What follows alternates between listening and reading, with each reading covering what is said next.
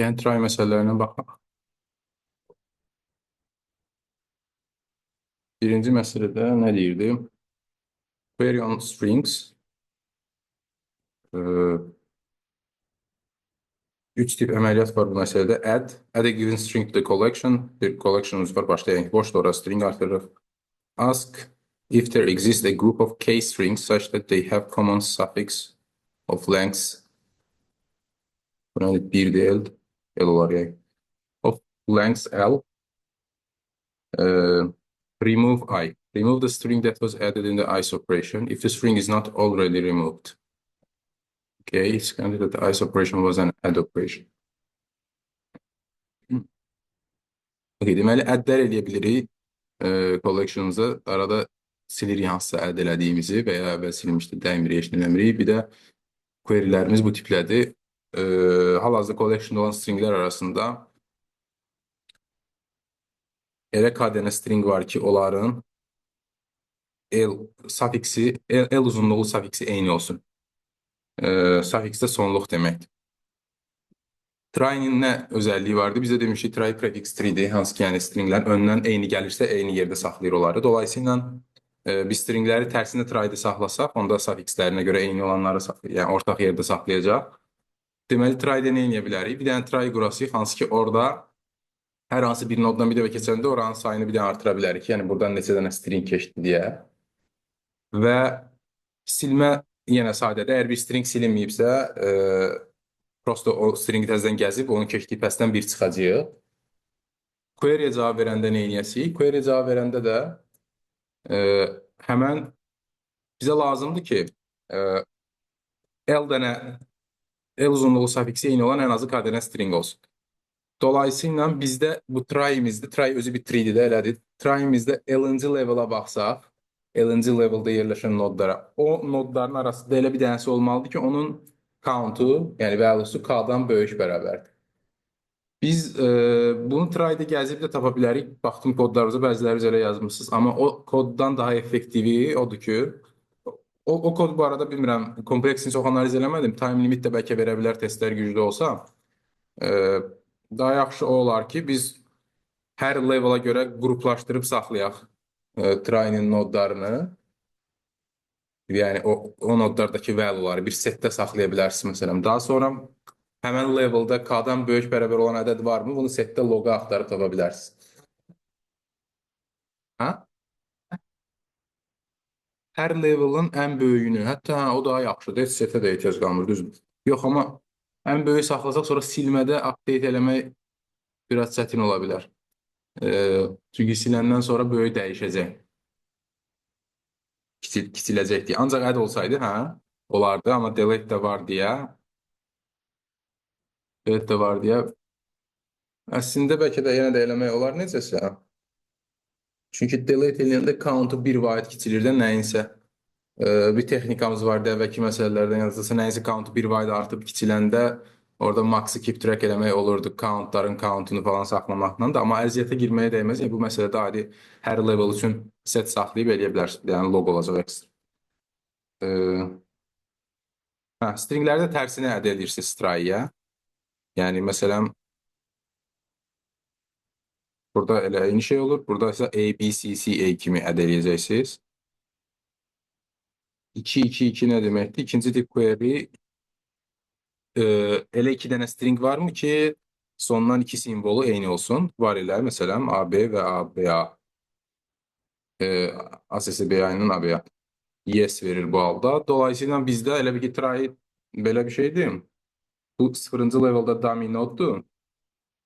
Sonra məsələn AB'yi artıranda A, BA bunlar level olaraq yazsam mı yanına 1'dir. Bu ikinci level'dır, bu üçüncü level'dır. Və indi digər stringi artıranda A, B, C, A kimi A eyni gedəcək, B eyni gedəcək. Sonrasında buradan bir dənə C linki gedir. CA-dən sonrası. Okay, C, CA. Belə. Bunlar da level olaraq 4-5'dir. Və hər dəfə siz bir yerdən keçəndə onun count'unu artıra bilərsiniz. Bu nodun count'una ehtiyac yoxdur, dummy noduna əsas bunları artırırıq. Mesela buradan 2 dəfə keçmişik. Onu burada yəni count olaraq 2 saxlayacaqsınız. Racing yazaq. Burada da 2. Buralarda 1'dir. Dolayısıyla daha sonra bizdən soruşanda ki, L e, bir dənə simvola eyni olan ən azı K dənə varmı? Biz L-ci leveldakı nodların içində K-dan böyük bərabər olan ədəd varmı? Onu axtarmalıyıq. Belə onda da elə ki, bir yerdən keçəndə, məsələn, buranı update edirsiniz. Elə ki, bu levelin setində əvvəlki valuesunu silib təzə valuesunu insert edə bilərsiniz.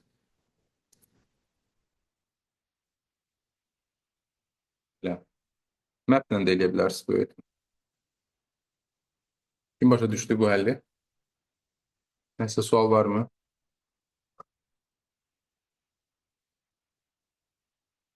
Yoxsa o zaman keçək növbət məsələyə.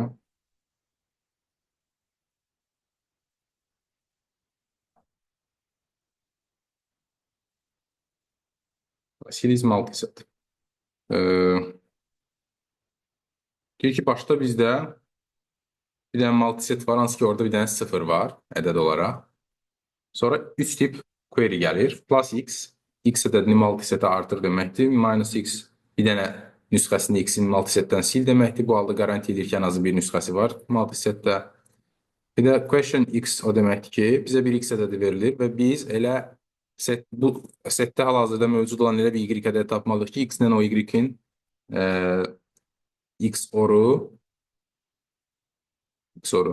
maksimum olsun və bu maksimum x-orun özünü istəyir bizdən. The maximum value of bitwise exclusive or.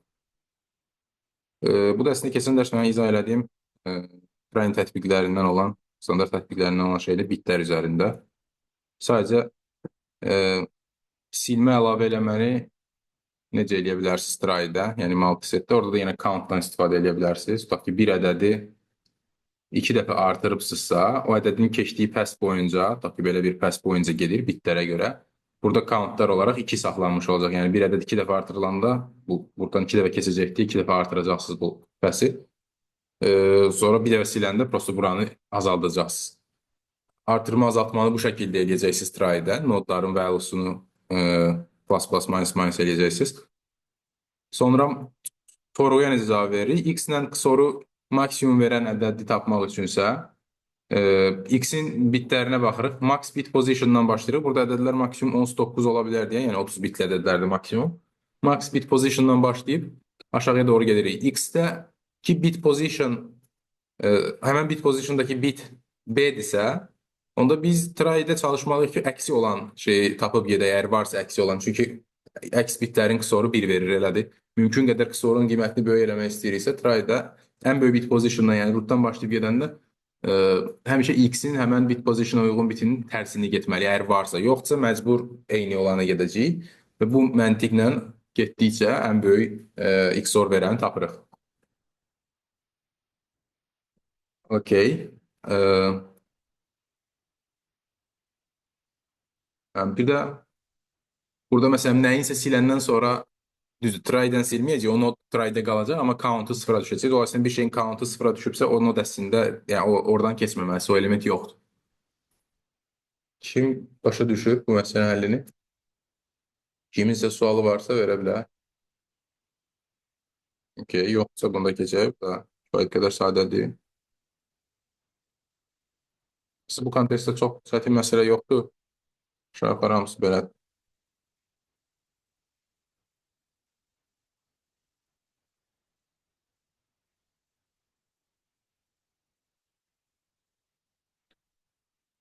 Bu məsələdə nə deyir? Sausage maximization. Bunu da bayaq biraz əvvəl oxumuşdum mən. Belə bir şey deyir. N ölçülü bir array'imiz var bizim. Bu array'in hansısa bir prefiksini, boş da olar, heç nə götürməyə də bilərik. Və hansısa bir sufiksini, yenə o da boş da ola bilər. Amma ikisi kəsişməməlidir. Yəni prefiksindən sufiks kəsişməməlidir. Independent hissələr ayrı, yəni bir element ikisinə daxil olmalıdır. Hansı bir prefiksini və hansı bir sufiksini götürə bilərik və bu ikisinin XOR-larını XOR-laya bilərik. Ala biləcəyimiz maksimum dəyər nədir, onu soruşur. Yəni, məsələnin story hissəsində deyir ki, nəsə bir dənə adam var, o buradan prefiksləri götürür, onun aldığı dadlılıq səviyyəsi nəsə onların XOR-udur, biri sufiksi götürür, onun dadlılıq səviyyəsi onların XOR-udur. İkisinin də ümumi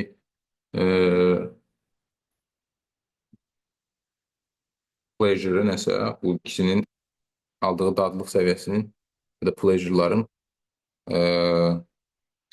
XOR-udur. Məsələn, bu example-da prefix kimi 1, suffix kimi 2 götürsəz, 1, 2-nin XOR-u 3 verir. Amma belə də ola bilər cavab. Prefix kimi heç nə götürməyin, suffix kimi 1, 2-ni götürün, yenə 0-la 1, 2-nin XOR-u 3 verəcək. Bu example-a baxsaq, bu example-da nə edə bilərik məsələn? Prefix kimi heç nə götürməyib, suffix kimi 3-ü götürə bilərik. XOR 3 verir.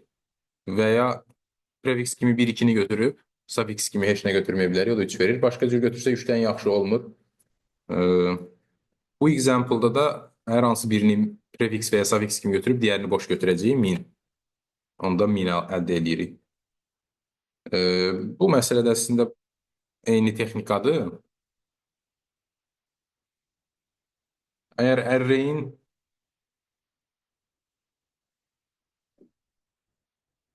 prefix və suffix sorularını hesablasaq, deyək ki, bu bizdə A array-dir. A1, A2 və s. A-ya. Bu prefix soru olsun A array-nin. Bir dənə P0-dan başlayacağım. P0 0-dır, elə bir ki, heç nəyə qoymadığım hal. P0, P1, P2 və s. Pn A array-nin prefix sorudur. Bir də S1, S2 və s. Sn, bir də Sn plus 1 yazacağım bura. Bu da A array-nin suffix soru olsun. Sn plus 1 0 deməkdir. Sn, məsələn, sadəcə in deməkdir. Sn minus 1 in-lə in minus 1-in soru deməkdir. S1 hamısının soru deməkdir. Yəni suffixdən, yox, n-dən 1-ə doğru gələndə. İndi bu ikisini hesablaya bilərik, rahat elədim. Və ya hətta S1-ini hesablasaq, digərini proses ərzində ondan da hesablaya bilərsiniz.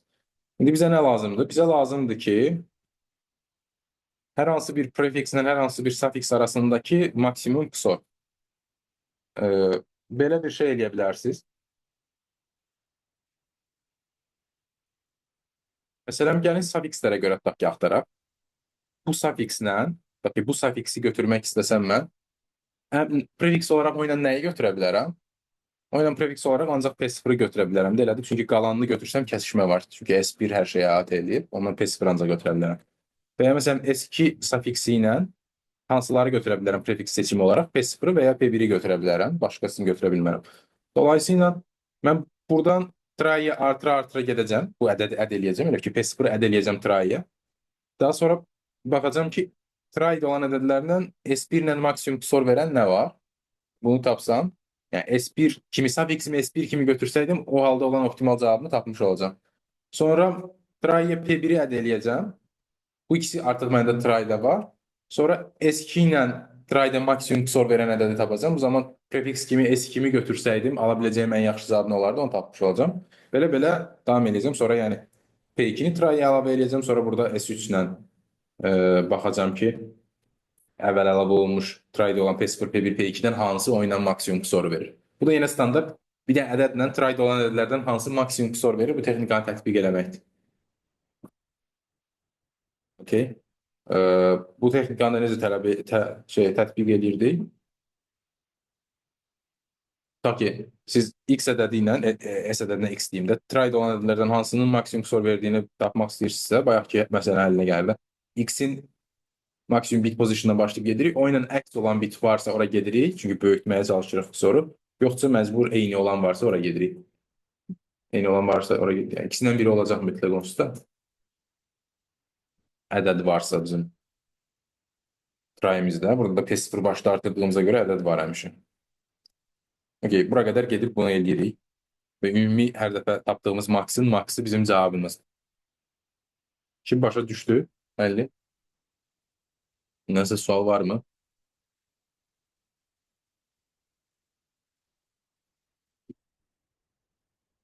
Yoxsa o zaman bunu da keçək.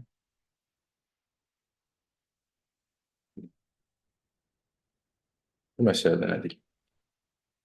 Bu da sadədir. You are given n strings consisting of lowercase English letters. Let si be the size of them.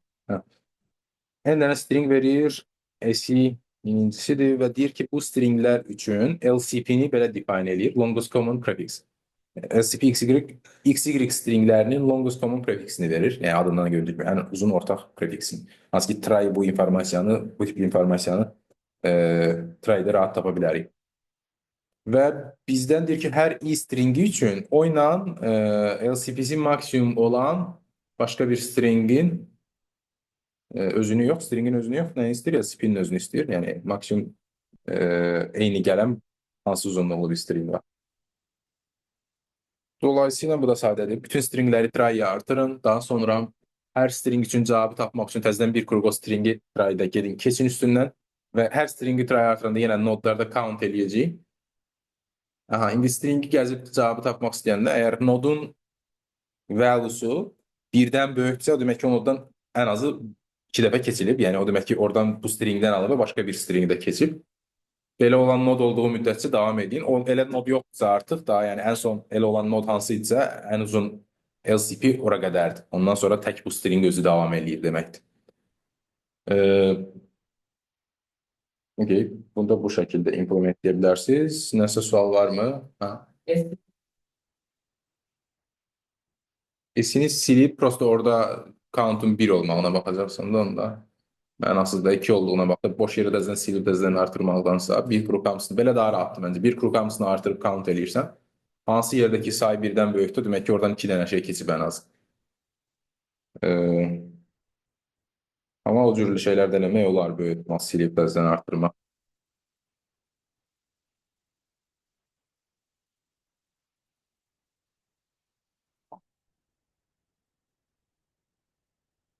Bunu da keçək. Növbəti məsələ sorry.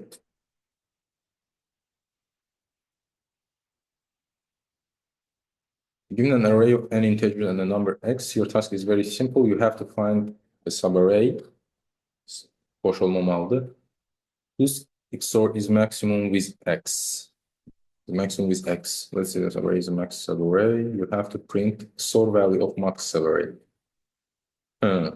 Deməli, bizə bir dənə array verir. Bu array'in elementləri var. Bir dənə də x dəyəri verir. Deyir ki, bu array'in elə bir subarray'ini tapın ki, o subarray'in XOR'u ilə x'in XOR'u, yəni subarray'i XOR'luyursunuz, bir də x'i ondan XOR'luyursunuz.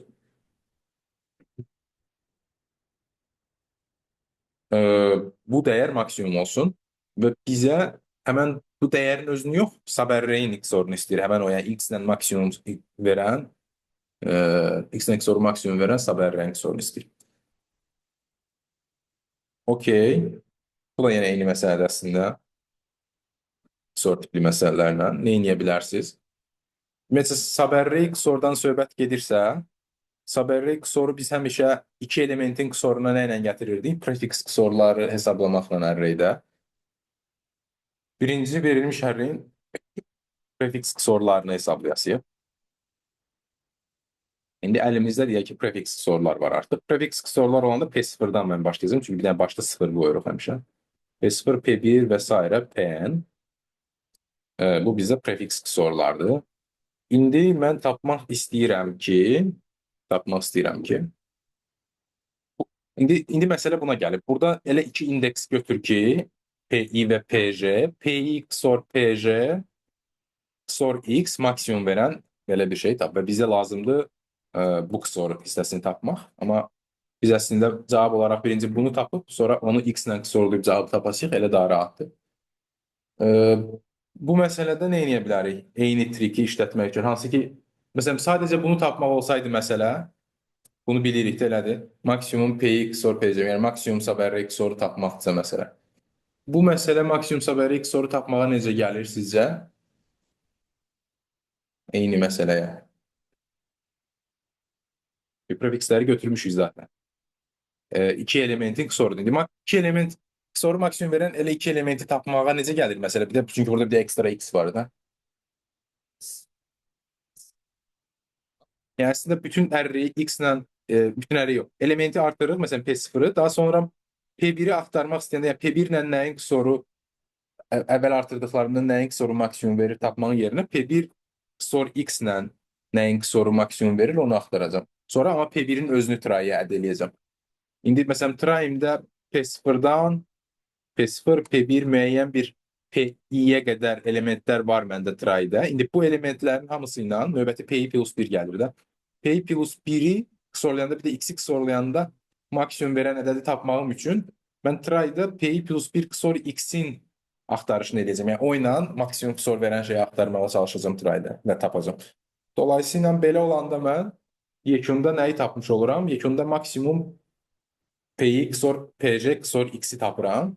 Amma cavab olaraq mənə bu səbərin özü lazım idi. Bir də bunu x-lə xorlayıram geri. Cavabı verir mənə.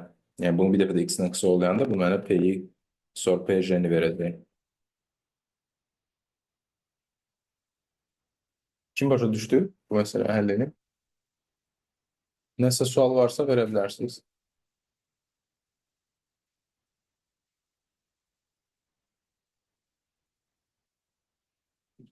Okay, yoxsa o zaman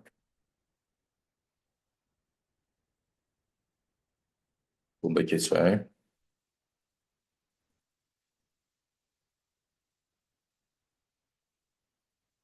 Növbəti məsələ oxşar olar yəni sub xor.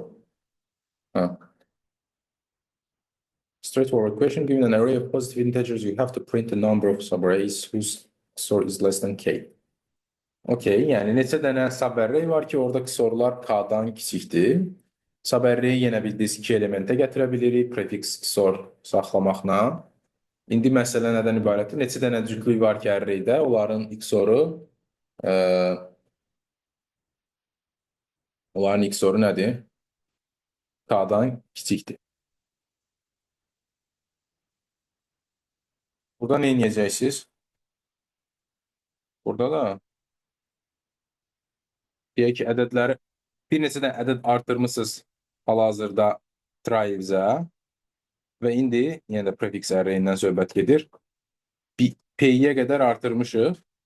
İndi P-yi plus 1 ilə bunların arasında neçə dənəsinin XOR-unun K-dan kiçik olduğunu tapmaq üçün biz şey eləyəsinik. P-nin max bit position-dan başlayasıq və hal-hazırki bit position-ındakı bitlə əks bit olana gedəndə bu ədəd K-dan böyük eləyərsə ora getməyəcəyik. Çünki artıq böyük alasıyıq.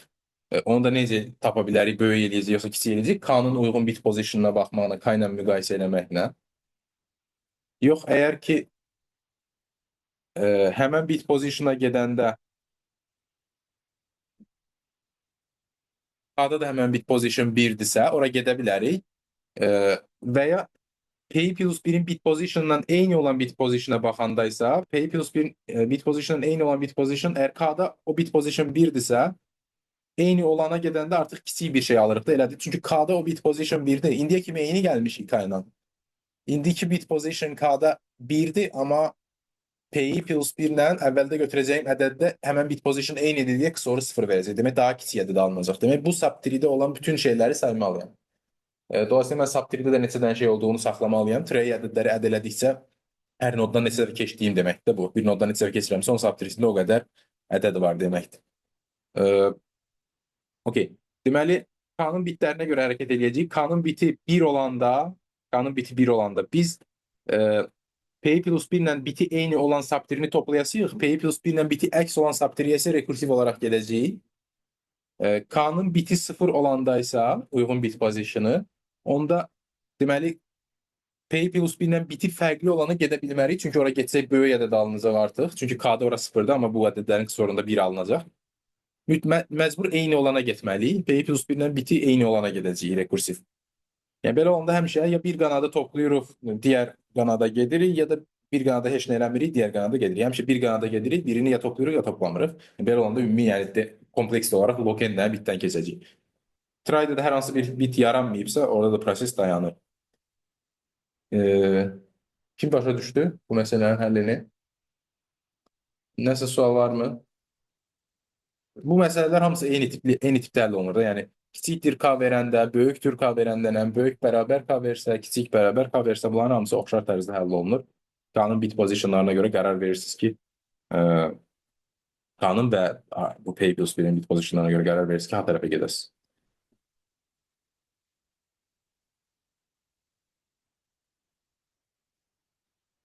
Bundan sonrası 2 dənə string məsələsidir. Bu çox sadə məsələ olmalıdır. Add indexing. Deyir ki, to-do listdə n dənə söz var, string var və 2 dənə query gəlir. Siz hər querydə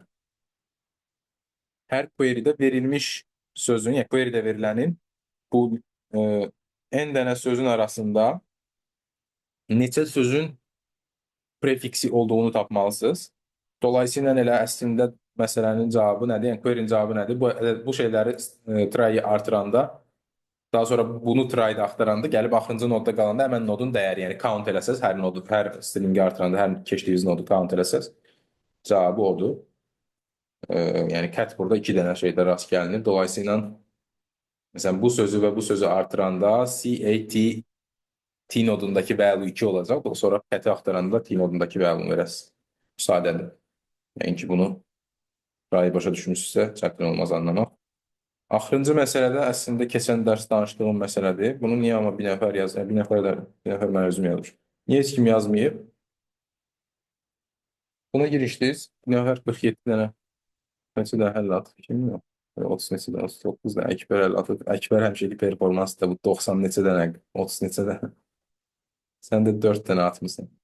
Nə problem olur ki? Wrong answer, memory. Hadi oradan memory limit söhbəti var burada bir dənə. Səndə də mi memory limit olur? Hə, məndə də memory limit olurdu. Mən köhnə 50-mi atdım bura ki, görüm keçir yoxsa kesmir, kesmədi. Çünki bu məsələni mən ucuzda həll eləmişdim. Bu məsələni ucuzda tapa bilərsən. Ucuzda 256 megabayt qoyublar bunun memory limitini. Burada niyəsə 64 ya da 65 nəsə megabayt qoyublar. Real yarışmada nə qədər olub bilmirəm. 2008-in IY sualıdır. Sizdən daha böyükdür. Okey. Amma yəni 256 olanda rahat keçəcək sizin həlliniz. Yəni ki, ucuzda girib yoxlaya bilərsiniz bu məsələni tapıb. Hə, amma burada 60 neçədir deyə biraz daha optimize yazmaq lazımdır. Yəni məsələn pointerlə falan göstərdiyim implementationlar vardı mənim sizə. Onlar biraz çox memory işlədə bilir bəzən. Nəyə görə? Çünki pointerın məsələn bir dənə var adi integer saxlayasınız. Bir də var adi integerlar kimi linkləri saxlamaq var, array kimi implement edəndə. Bir də var pointer kimi saxlayanda. Pointer kimi saxlayanda o pointerların tutumu 8 byte ola bilir. Aslıdır biraz şeydən, əməliyyat sistemindən. Əgər 64 bitlik sistem isə orada pointerların yaddaşı 8 byte ola bilir.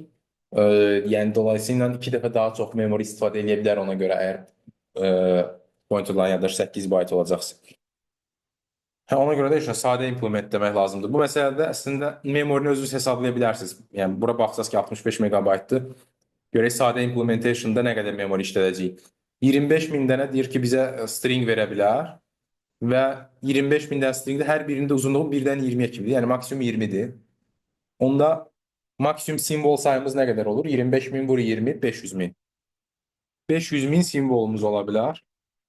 500.000 simvolumuz ola bilər deyə də try-ni nə götürə bilərik? Try-ni belə götürə bilərik. Yəni adi try kimi implement etsək, maksımız 500.000-isə, maksın 26-ya bir şey götürsək, linkləri belə saxlasaq, bu okey olacaq. Niyə? Çünki hesablasaq, bu 13 milyon eləyir də, elədir. 2-ni buradan itirsək 1 milyon, 13 milyon. 1 milyon integerdə, bunu integer kimi saxlayasıyıq. Çünki nod nömrəsi saxlayır da, bunlar elədir. Nod nömrələri də 5 frons 5-ə kimi olacaq. 13 milyon dənə integerda 1 milyon integer təqribən 4 megabaytdır. Ona görə bu təqribən 13 vur 4 52 megabayt eləyəcək.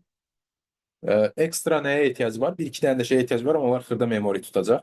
Bu məsələdə nəyə ehtiyac var? Bir, ona ehtiyac var ki, hər bir nodda depth saxlamaq lazımdır try-ni qurarkən. Ki, yəni bu try özü treedə, bu treedəki bu qanatdakı maksimum depth nə qədərdir? Nəyə görə maksimum depth saxlamaq lazımdır? Çünki məsələn həlli yadınızda keçən dərsdən demişdik ki, burada ən axırda şeyə getmək lazımdır. Ən dərin olanı ən axıra saxlamaq lazımdır ki, operation sayı az olsun. O ən dərin olanın hansı qanatda olduğunu bilmək üçün try-də hər nodda ki depth'in, max depth'in nə qədər olduğunu saxlamaq lazımdır. Dolayısıyla bir dənə də integer array lazımdır max depth'i saxlamaq üçün.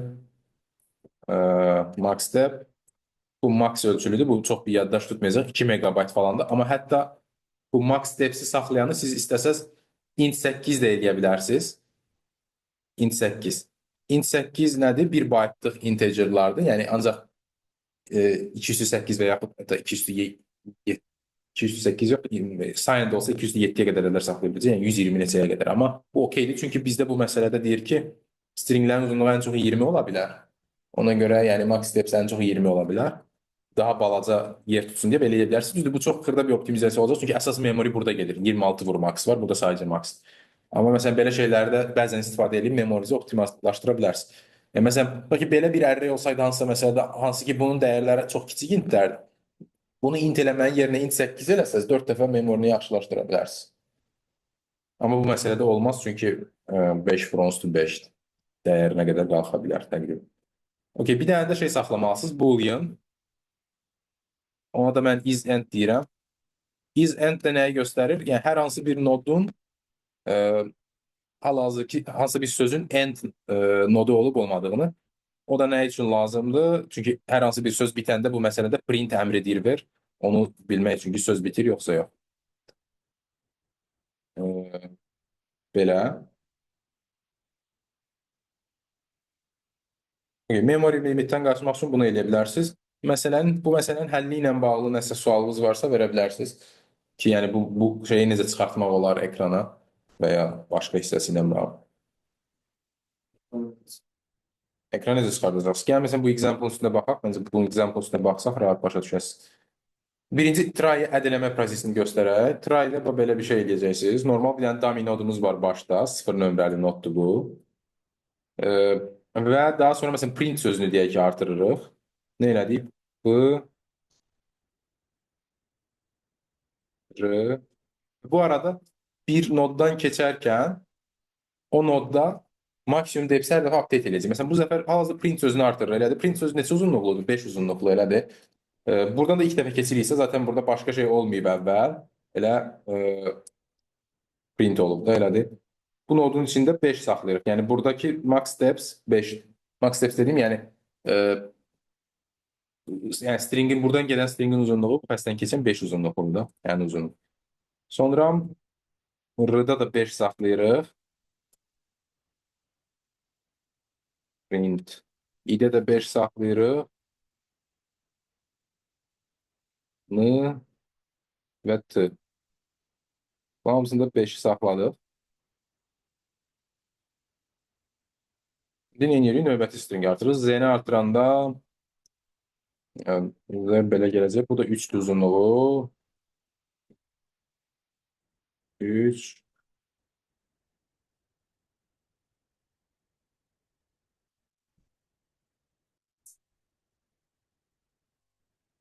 Sonra poem artırırıq. Poemdə P eyni gəlir. Ardı ayrı gedir. Və onun poemin uzunluğu 4'dür.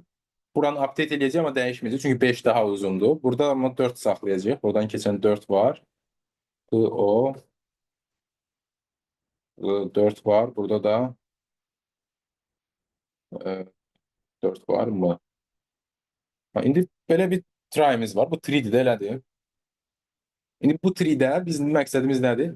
Ən maksimum depth olanı axıra saxlamaq, oranı axırda traverse eləmək. Çünki axırda burada qalacaq, qayıtmayacaq. Qalanlarından isə gedib qayıtmaq lazım. Bunun üçün də rekursiv proses yazmaq lazım sadəcə. Nə edəcəyik? Bu noddan başladıq. Baxırıq, bunun neçə dənə child'ı var. Child'ları arasında max steps olanı tapırıq, hansı child'ı. Onu saxlayırıq, digər child'larını birinci traverse edirik. Yəni rekursiv olaraq defs yazırsınız. Hə? Mütləq ən kiçikdən böyüyə getməliyiz. Bir də ən böyük olanı axıra saxlasanız eyni şey olacaq. Çünki bütün hamısına gelib qayıdacaqsınız onsuz da. Yəni yekunda ən böyüyə gedib orada qalacaqsınız. Yəni ən böyüyü axıra saxlamaq lazımdır. Hamısı sorted sırada getməyə lazım deyil. Onu da eləyə bilərdik, amma önəmli deyil. Yəni burada bir dənə max olanı tapırıq, buranı saxlayırıq, getmirik ora. Qalanlarına gedirik. Burada qalan bir dənə qanat var burada. Deməli, bura gedirik. Bura gedəndə hansı hərfi görürük? T. Bir də bunlara da tik qoymuşuq ki, bunlar end noddur. Tik görəndə çünki print eləyəcək. T görürük, T-ni yazırıq. Sonra H görürük. H'i yazırıq. Sonra I görürük, I-ni yazırıq. Sonra görürük end noddur. Bir dənə print eləyirik. Burada böyük bir P hərfi deyir ver. Sonra İndi buradan dəyişən yoxdur. Geri qayıtmalıyıq. Yəni DFS-də geri qayıtmaq çıxmaq, yəni bu hərfi silməkdir. Geri qayıtmaq bir dənə geri qayıtmaq DFS-də. DFS buradan da çıxdı, geri qayıtdıq ona da. 3 dənə geri qayıdandan sonra indi başqa qanad yoxdur artıq. Onda max steps'in olduğu qanada gedirik bu şeydə, rekursiyada. Getdik bura. P, balaca P hərfini yazdım. Sonra burada baxıram, bunun 2 child'ı var. Burada 5'dir, burada 4. Max steps olanı tapıram, saxlayıram, digərinə gedirəm. Yəni ki, belə davam edəcək artıq. Falanı yəqin aydındır. P, O gələcək, E gələcək, M gələcək, sonra geri çıxacam. Hara qədər geri çıxacam? M-ni geri çıxacam, E-ni geri çıxacam, O-nu da geri çıxacam. Amma P-ni daha geri çıxmayacam, çünki buradan ortaq hələ bu tərəfə getməmişəm, bu tərəfə gedəcəm. Bu tərəfə gedəndən sonra da rint yazılır. Yəni, burada bir dənə print eləməli idi ümumi. R-I-N-T, sonra bir dənə də print. Bu şəkildə eləyəcəksiniz. Aydın oldu. Nəsə sual varmı?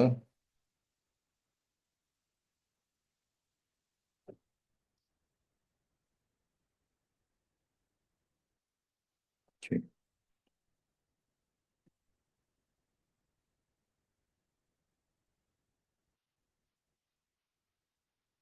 Nəsə sual yoxsa o zaman əsli məsələləri yekunlaşdırmışıq. Başqa ekstra bir sualınız varsa verə bilərsiniz, baxa bilərik və yaxud yekunlaşdıra bilərik. Gələn dərs üçün nə edəcəksiniz? Gələn dərs üçün kontest edə bilərsiniz yenə. Ejoy D1-i kimlər elədi? Bir dənə sən həll eləmişsən, baxmadınız Ejoy D1-ə. Elə belə bax, kontest modunda girmədiniz. Coin kontest modunda girin də məşq eləməlisiniz. 4 saat kontest kimi, yəni belə ciddi oturun girin kontestə məncə. O daha faydalı olar sizin üçün. Yəni belə Absol modunda da sonradan eləyin, amma birinci kontest kimi eləyib, sonra Absol modunda eləsəz yaxşı olar. Əgər kimsə D1-i eləməyibsə, ki, D1-i birinci eləsin.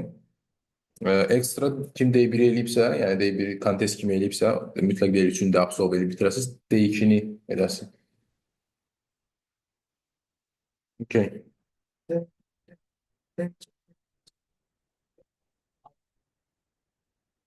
D1 elə də çətin deyil. Məsələn, D1-in iki məsələsi o qədər də çətin deyil. Üçüncü məsələ kifayət qədər çətindir. D2-də də bir dənə kifayət qədər çətin məsələ var, amma bilmirəm D1-in çətinliyi qədər çətindir. Axı da olimpiyada yəni. Məsələn, qızların keçən dəfə girdiyi yarışda məncə D2 ümumən asan idi D1-dən. Amma ən çətin sualı daha çətin idi. Dördüncü sualı. Dəyişir. Baxır, bəzən asan olur, bəzən çətin. Adətən, adətən statistika belədir ki, D1 biraz daha asan olur, amma yəni, həmişə elə bir qayda yox.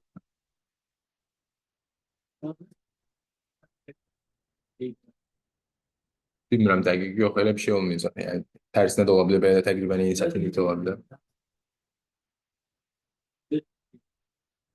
Hə, yox, şey deyirsənsə, D1-in D2-dən asan və ya çətin olacağını bilmirik, amma adətən RFO-ya sualları təqribən çətinlik sırasına görə qoyuruq, adətən RFO-da. Amma mütləq elə olsun, amma adətən elə olur. IOI kimi deyil. Məsələn, IOI-da, tutaq ki, və ya EJOY-da bilmirsiniz hansı sual çətin, özünüz müəyyən eləməz, hansı çətin ola bilər, hansı asan. Amma EGOI-da məsələn elədir. EGOI-da adətən 1, 2, 3, 4 sırasına görə gedir çətinlik. Bizdə RFO-da da adətən elə olur.